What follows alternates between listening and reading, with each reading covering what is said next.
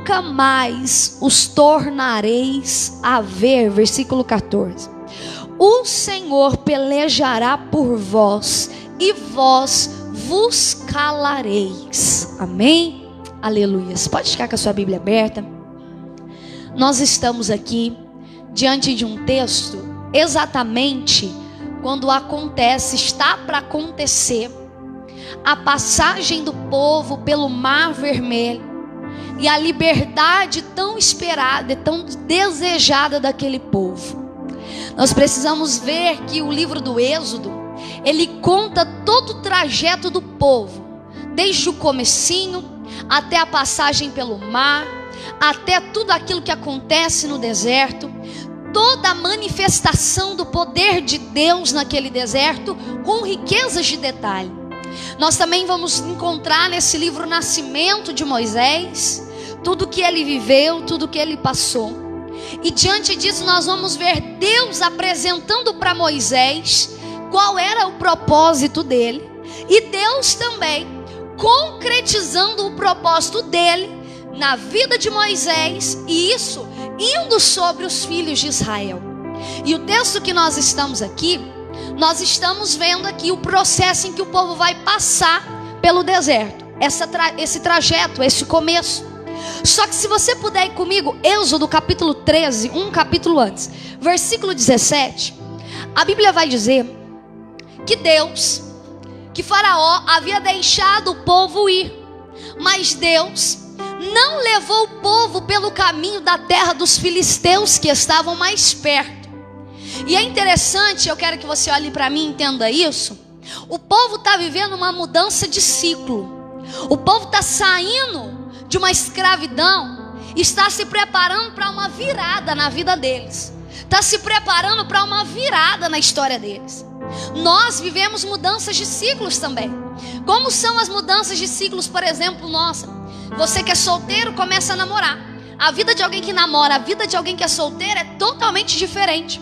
Talvez você que está namorando vai ficar noivo e se casa. A vida do namoro, irmão, e a vida do casamento é outra coisa totalmente diferente. Outra mudança de ciclo, o primeiro filho. O primeiro filho é uma mudança de ciclo. Aí você pensa assim, tá muito sozinho. Aí você arruma um segundo filho. Aí você pensa, por que eu fiz isso, meu Deus? O segundo filho, ele traz mudanças na tua vida de uma forma extraordinária, tanto positivamente quanto negativo, porque você percebe muitas coisas. Tudo isso são mudanças de ciclo. Quando a gente vira de 2021 para 2022, quando a gente muda de casa, quando a gente muda de emprego, quando a gente muda de igreja, isso são mudanças de ciclos na nossa vida. Quando a gente toma essa atitude, a gente está declarando, eu quero um novo tempo, uma coisa nova vai acontecer a partir de agora. Só que nós precisamos entender algo muito importante. As nossas mudanças de ciclo, elas são projetadas, porque você casa projetando algo lindo. Você tem o primeiro filho projetando algo para a tua vida. Você muda de emprego, você muda de casa, você muda de igreja, e você já projeta tudo aquilo que você deseja viver.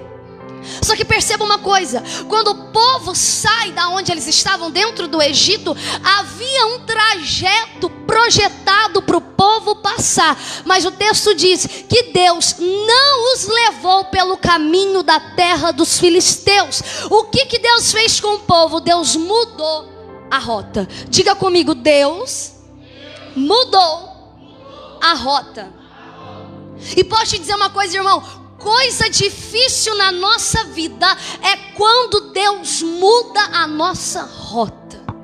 A gente projeta um tanto de coisa, a gente escreve no papel, a gente faz campanha, a gente faz oração, e achando que vai acontecer de um jeito, aí Deus vai lá e muda a rota da nossa vida. Ele muda a rota da nossa história. Ele vai lá e muda os planos, mas nem sempre a mudança de Deus parece favorável para mim e parece favorável para você, porque havia um caminho mais perto, mas Deus fez com que o povo rodeasse. É gente que está aqui nessa noite e não está entendendo a mudança de rota que Deus está fazendo na tua história. É gente que está aqui nessa noite que projetou um tanto de coisa para 2022 e Deus foi lá e mudou totalmente a tua rota e você está se perguntando o porquê que as coisas mudaram tanto para você. É tão estranho quando Deus muda a rota, porque a gente, ao invés de chegar mais perto, parece que a gente está ficando mais longe. Ao invés das coisas funcionarem, parece que tudo está desmoronando ao nosso redor. É gente dizendo: era para mim estar feliz nessa altura do campeonato, era para o meu casamento estar de outro jeito nessa altura do campeonato, era para a minha vida espiritual estar muito melhor nessa altura do campeonato. Mas Deus decidiu mudar a rota.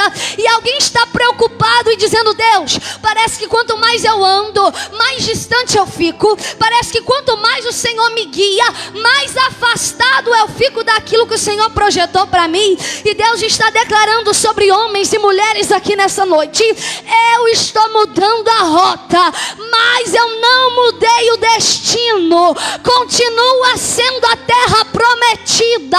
Deus está dizendo: eu mudei algumas coisas em meio ao caminho, mas o destino continua sendo o mesmo. Cumprimento de promessas sobre a tua família, cumprimento de promessas sobre a tua casa. Ele mudou a rota, mas o destino da porta aberta continua sendo o mesmo. Ele mudou a rota, mas o ministério vai fluir do mesmo jeito. Ele mudou a rota, mas ele vai te amadurecer no meio do teu caminho. Deus está declarando para você: mudei a rota, mas não mudei o destino. Eu mudei a rota, mas eu não mudei o teu destino. Arabai de Candarás. Capítulo 14, versículo de número 1. A Bíblia diz que Deus vai dar uma ordem para Moisés. Versículo de número 2. Fala aos filhos de Israel que voltem. Vamos lá. Fala aos filhos de Israel que... Algumas traduções, como a minha, está escrito: retrocedam e se acampem junto ao mar. Sabe o que é engraçado? Porque ninguém que está a caminho de viver aquilo que estava esperando há tanto tempo, como aquele povo que esperava uma liberdade, quer voltar atrás. Eu e você, a caminho daquilo que Deus projetou para a gente só quer avançar. Ninguém quer voltar atrás na família. Ninguém quer voltar para trás no ministério. Ninguém quer voltar para trás na vida sentimental. Quando a gente está caminhando para onde Deus deseja, a gente só quer avançar. A gente só quer seguir em frente. Ninguém quer retroceder no meio da caminhada. Só que eu posso te dizer uma coisa: debaixo da palavra de Deus, escute o que o Espírito de Deus está dizendo para você. Debaixo de uma ordem minha, retroceder às vezes é avançar. Debaixo da ordem de Deus, voltar atrás é o maior avanço que você pode ter na tua história. Sabe por quê, irmão? Não é sobre o quão rápido eu chego na onde Deus determinou para mim. Esse é o nosso engano. A gente tem pressa porque ninguém quer ficar no deserto, ninguém quer ficar na prova, ninguém quer ficar encurralado. E aí a gente quer que Deus faz e quer que Deus faz rápido. Só que a verdade é que quando nós vivemos um processo com Deus, não é sobre o quão rápido eu vou chegar aonde Deus me prometeu, mas é sobre o quanto eu estou disposto a aprender no meio do caminho. Porque retroceder não é para qualquer um. Retroceder no meio do caminho, quando se deseja avançar, é para alguém que entende que está sendo direcionado pela voz de Deus. E Deus está dizendo: eu não tenho pressa para te levar aonde eu desejo, mas eu quero ver se há disposição no teu coração em aprender comigo no caminho. Priscila, como é que eu aprendo com Deus no caminho? É quando está no momento de escassez e você entende que se Ele está caminhando contigo, alguma provisão em meio a esse deserto vai surgir. O que é aprender com Deus no caminho? É quando tudo desmorona ao meu redor, mas eu ainda estou debaixo de uma palavra dizendo: os que confiam no Senhor são como os montes de Sião, que não se abalam, mas permanecem para sempre. É quando tudo ao meu redor está dizendo: não vai fluir, não vai crescer, a porta não vai abrir, nada vai acontecer. Mas você está debaixo de uma palavra, está disposta a aprender com o teu caminho, e no caminho você se lembra que pode passar os céus e a terra, mas a palavra que Ele liberou, ela não cai por terra. Orai de candarabaço. Deus está dizendo: está disposto a aprender com o teu caminho? Porque no meio do caminho dói, no meio do caminho você chora, no meio do caminho tem dias que Deus fecha algumas portas, mas depois Ele começa a abrir portas que você nem imaginou. No meio do caminho Deus te esconde e não deixa ninguém te ver. No meio do caminho tinha gente que podia te ajudar, mas Deus não permite que as mãos dele te alcancem, porque no meio do caminho Deus está te ensinando a depender dele como nunca antes. Sabe por quê? O desejo de Deus não é só me levar até lá e me deixar, mas o desejo de Deus é se apresentar para mim durante o trajeto.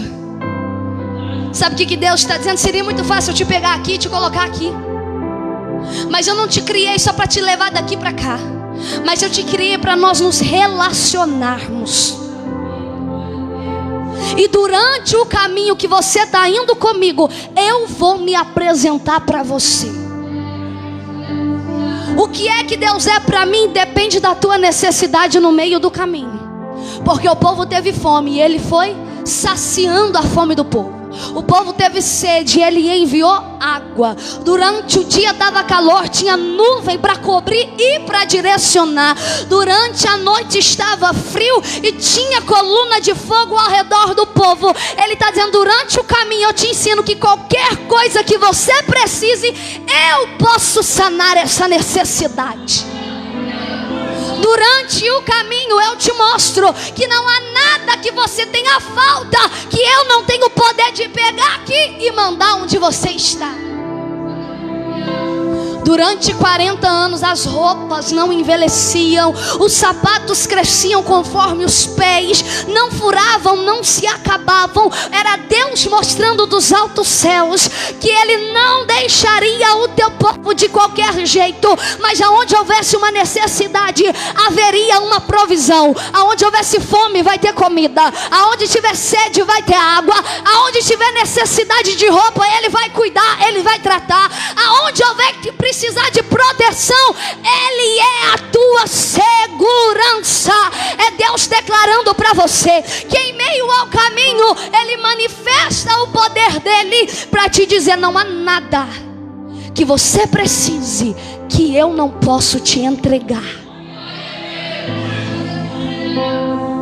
Sabe por quê?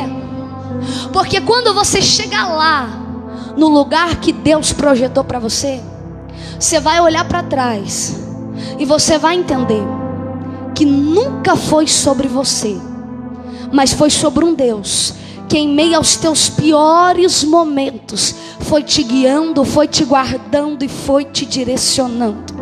E é por isso que Deus está se apresentando para você em meio a esse caminho.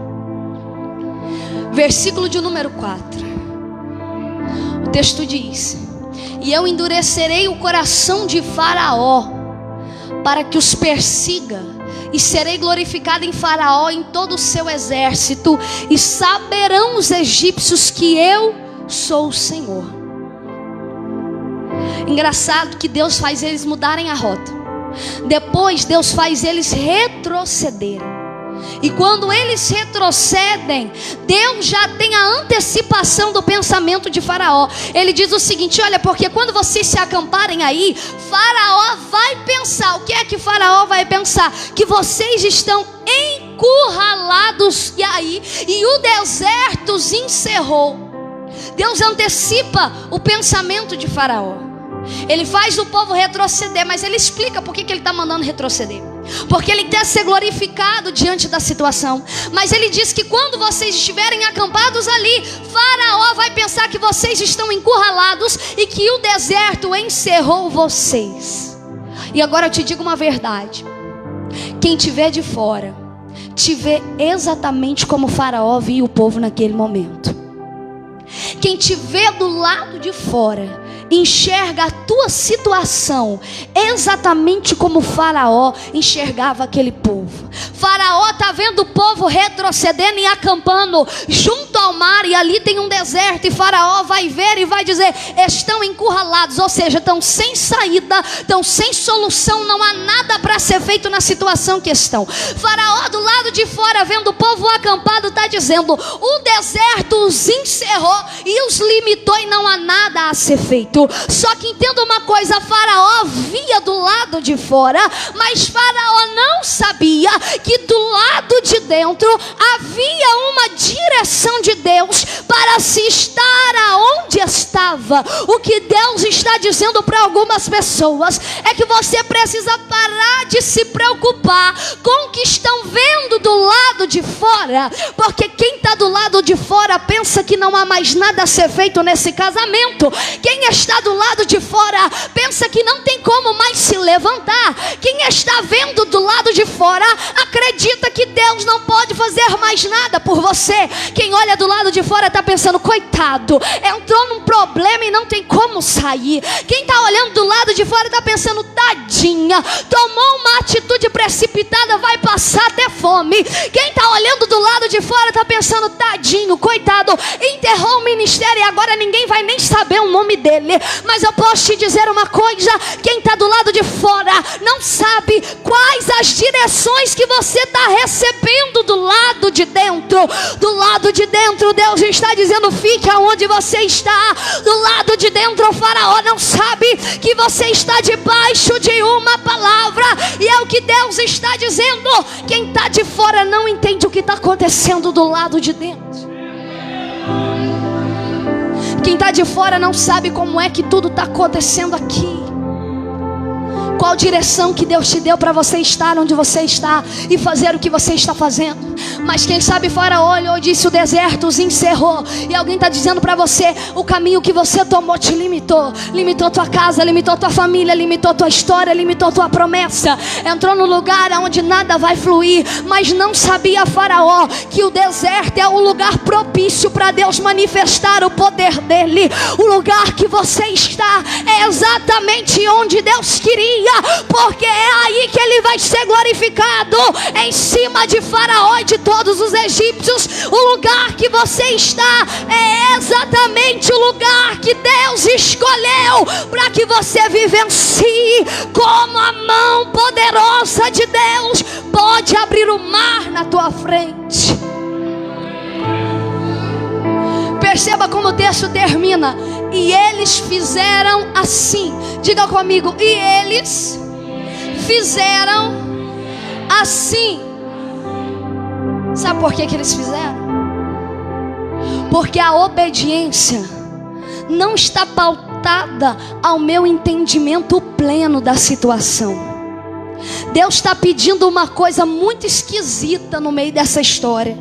Deus está pedindo uma coisa muito difícil. Deus está falando: retroceda, voltem atrás. Só que diante de todas as ordens de Deus, eles fizeram. Porque a minha obediência não está pautada no meu entendimento pleno da situação. A minha obediência precisa estar pautada na convicção de quem é que está me mandando ir. Se você esperar entender todas as ordens de Deus plenamente, você nunca vai sair do lugar. Se você esperar ver todo o caminho perfeitamente, você nunca vai conseguir caminhar. Se você esperar compreender o porquê Deus te colocou nessa situação, você nunca vai conseguir dar um passo de fé extraordinário. Porque a obediência não está pautada enquanto eu entendo o que Deus está me mandando fazer, mas a obediência está pautada em quem está me mandando fazer. E quem me manda fazer me tirou de dentro do Egito. Quem me manda fazer vai abrir um mar na minha frente. Quem me manda fazer é o que vai suprir as minhas necessidades. Ele está dizendo nesta noite: você lembra e você sabe quem é que está te mandando fazer? É quando Deus está animando Josué, está dizendo: esforça-te, tem de bom ânimo. Aí ele termina, Josué capítulo 1 versículo 9, ele diz: não te mandei eu. O que ele está fazendo? Ele está ressaltando a autoridade de quem é que está delegando aquela ordem. Ele está olhando, quem é que está te mandando? Sou eu, Josué.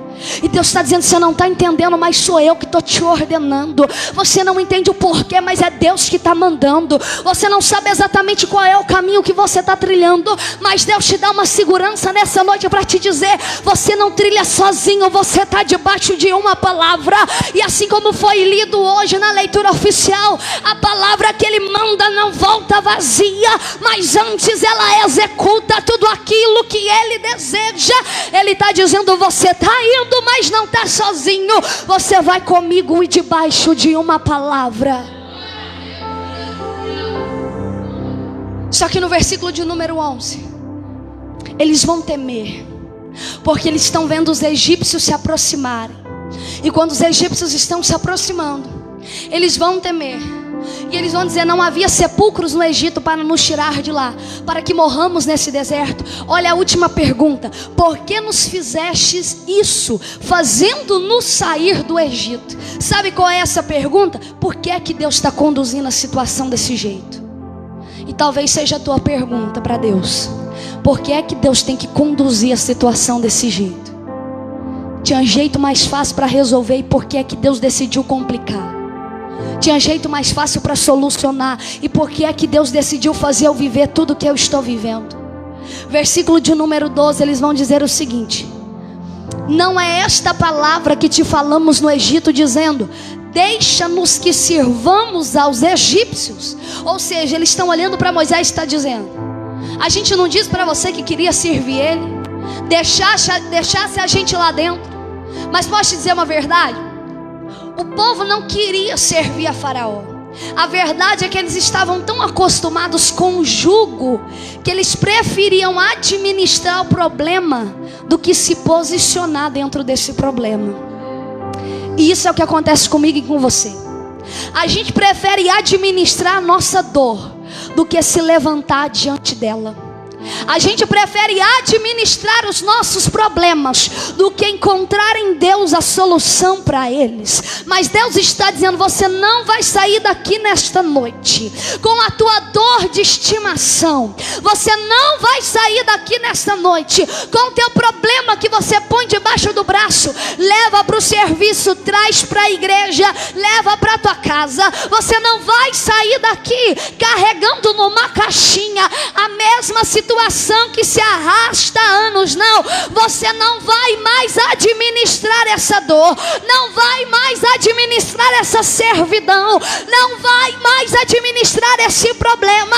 Vai se levantar nessa situação e vai sair debaixo do jugo de Faraó, porque você não nasceu para viver em servidão, mas Cristo te chamou para uma liberdade nele. E é o caminho para encerrar aqui. O texto vai dizer o seguinte: que quando o povo está desesperado, eles vão falar com Moisés dizendo que queriam voltar. E aí nós chegamos no versículo que nós lemos, e Moisés vai dizer para o povo, olha, não temais. Versículo de número 13: não temais, estais quietos e vede o livramento do Senhor que hoje vos fará. Porque os egípcios que hoje vistes, nunca mais os tornareis a ver. Sabe qual é a primeira ordem para você sair com ela no teu coração nessa noite? Não temais. Você está com medo porque não conhece o que vem pela tua frente, mas o teu Deus conhece.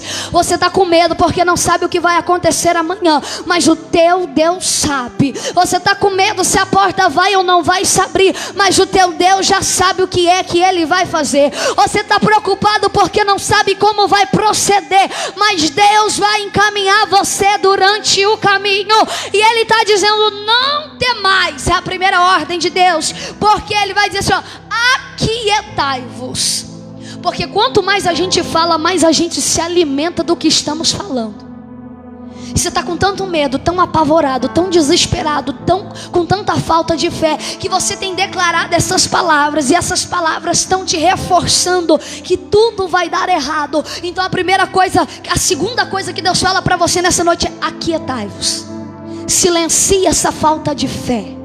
Silencia esse medo no teu coração. Silencia essa dúvida na tua alma. Silencia as tuas preocupações. Aí ele vai dizer assim: não temais, aquietai-vos, porque os egípcios que hoje vistes, nunca mais. Diga comigo, nunca mais.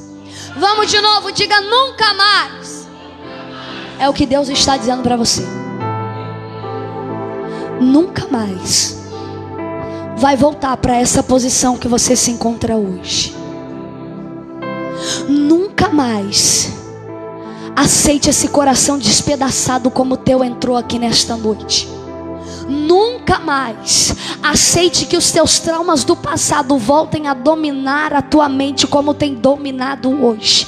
O que Deus está dizendo, sabe, os egípcios que estão numa posição sobre você, nunca mais estarão. Nunca mais vai viver essa frieza espiritual que está vivendo. Nunca mais vai viver esse processo de decadência que está vivendo. Nunca mais vai se desesperar em meio às provas, porque hoje Ele te lembra que Ele é o teu Deus. Ou seja, Deus te dá estabilidade nesta noite. Deus te dá estabilidade neste lugar. E Ele declara uma palavra de ordem sobre alguém que crê. Nunca mais jugo da servidão. Nunca mais falta de fé. Nunca mais desânimo. Nunca mais frieza espiritual. Nunca mais debaixo do jugo de Faraó. Nunca mais sucumbindo do deserto. Nunca mais fora da vontade de Deus. Nunca mais com pressa. Eu e você vamos estar no centro da vontade de Deus. E vamos olhar para o jugo de servidão e dizer: nunca mais. Essa é a palavra que Deus libera sobre você nessa noite. Nunca mais. Feche os teus olhos, Espírito de Deus.